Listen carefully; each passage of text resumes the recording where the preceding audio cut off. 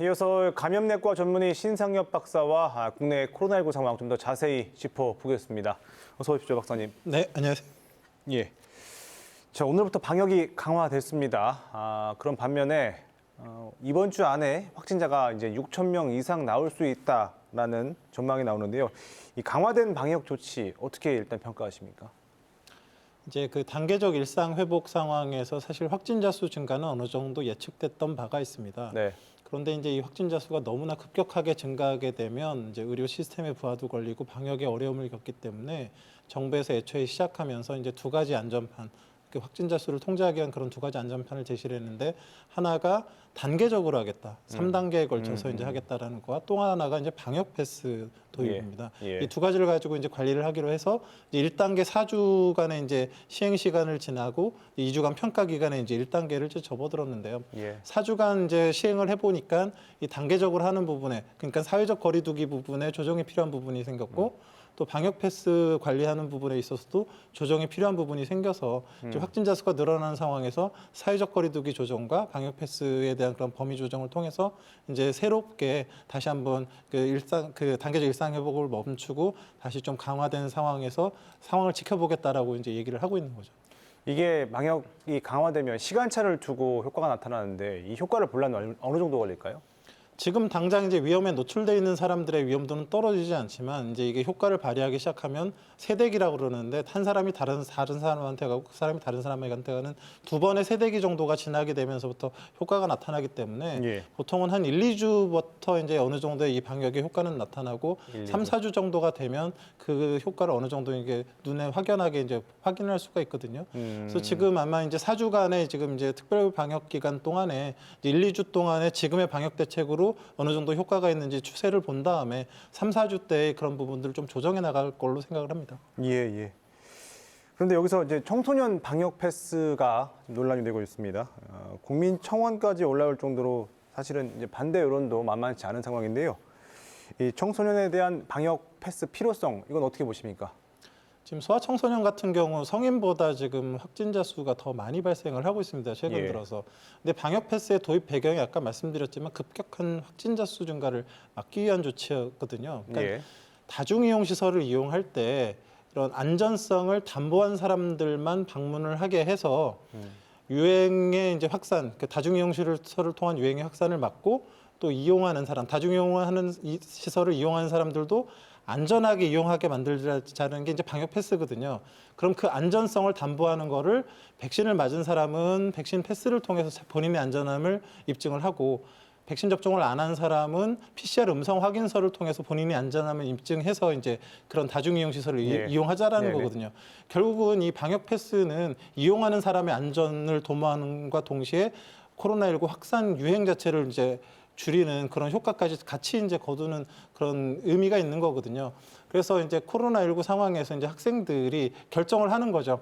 어찌 보면 이제 방역 패스 적용 상황에서 누구나 다 불편한데 크게 백신 접종 2번을 하면서 크게 2번 불편할 거냐, 아니면 그 PCR 음성 확인서를 하는 그런 작은 불편들을 여러 번 감수할 거냐, 둘 중에 하나를 선택하는 그런 상황에서 이제 진행된다라고 보시면 될 것 같습니다. 근데 아무래도 이게 학원을 가려면 방역 패스가 있어야 된다고 하다 보니까 사실상 강제하는 것 아니냐라는 불만도 있는데 여기에 대해서 이제 결국에는 불안감이겠죠. 이 아이들이다 보니까 이 백신을 맞아도 되느냐에 대해서는 어떻게 판단하시는지요?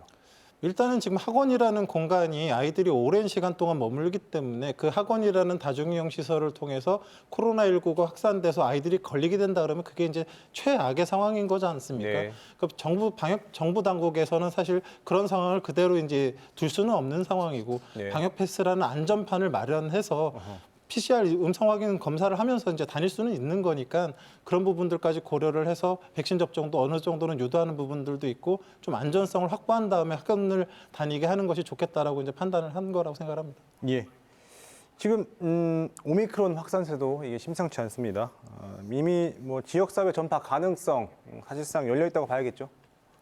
뭐 지금 이제 그 남아공의 예를 든다 그러면 이제 남아공이 이제 불과 몇 주 전만 해도 델타 변이가 100%를 차지하고 있었던 그런 지역이었었는데 최근 들어서 한 3, 4주 전에 하루 확진자 수가 200명이었던 게 지금 뭐 엊그저께 보면 16,000명 지금 이게 그 급격한 이제 확산세를 보이면서 최근 들어 나오는 환자들의 상당수는 오미크론 변이로 나타나고 있습니다. 지금 국내에도 이미 이제 오미크론 변이가 유입이 돼서 지금 나타나고 있는데 이 초기에 지금 나타나고 있는 유행을 잘 컨트롤하지 못한다 그러면 이게 결국 지역사회 소리 없는 전파로 이어져서 나중에 대규모의 이제 그 오미크론 전파들이 나타나게 될 수가 있어서 지금 초기 단계에 우리나라의 이제 그런 방역 대책이 좀 굉장히 중요한 상황이라고 볼 수 있겠습니다. 근데 이 오미크론 바이러스를 놓고요. 이게 감기 바이러스에서 일부 유전자를 가져온 혼종이기 때문에 전파력이 높을 수 있다라는 기사가 나왔는데요. 이 감기 바이러스와 유전자 코드가 같다. 이건 어떤 의미일까요? 그 코로나 바이러스가 7종류가 있습니다. 그중 7종류 중에 4가지는 감기를 일으키는 감기 바이러스고요. 예. 나머지 3가지가 사스, 메르스, 코로나19입니다. 근데 지금 이제 유전자 분석을 해봤는데 지금 이제 오미크론 변이의 그 스파이크 단백질의 유전자 아미노산 중에 3개가 그 일반 감기 바이러스에 있는 것들이 3개가 보이더라는 거예요. 네. 그래서 혹시나 이게 이제 유전자 재조합에 의해서 감기와 비슷한 효과를 가지는 그런 바이러스로 좀 진화나 변화가 되지 않았을까 이제 추정을 하는 건데 사실 이 3가지 아미노산의 그 변화만 가지고 그걸 추정하기는 조금 어려울 것 같고요.